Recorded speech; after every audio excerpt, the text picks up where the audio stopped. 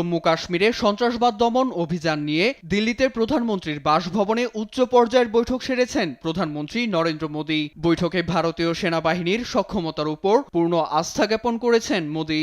ভারতীয় গণমাধ্যম জানায়, সন্ত্রাসবাদ দমনে হামলার প্রতিক্রিয়ার ধরন, টার্গেট এবং সময় নির্ধারণের জন্য সম্পূর্ণ অপারেশনাল স্বাধীনতা দেওয়া হয়েছে ভারতীয় সেনাকে। মোদির নির্দেশের মধ্য দিয়ে পেহেলগামে হামলার বদলা নিতে যে কোনো স্বাধীন পদক্ষেপ নিতে পারবে ভারতীয় সেনাবাহিনী, নৌবাহিনী ও বিমান বাহিনী। 90 মিনিট ধরে চলা জরুরি বৈঠকটিতে উপস্থিত ছিলেন প্রতিরক্ষা মন্ত্রী রাজনাথ সিং, জাতীয় নিরাপত্তা উপদেষ্টা অজিত দোভাল সহ 3 বাহিনীর প্রধান। বৈঠকে স্পষ্টভাবে পেহেলগামে বন্দুক হামলায় 26 পর্যটক নিহতের ঘটনায় জড়িতদের বিরুদ্ধে পাল্টা পদক্ষেপ নিতে সবুজ সংকেত দিয়েছেন মোদি। এমনকি 2019 সালের ফেব্রুয়ারিতে পুলওয়ামাতে হামলার পর কাশ্মীরের হামলাটিকে সবচেয়ে বড় ঘটনা হিসেবে দেখছে তার সরকার।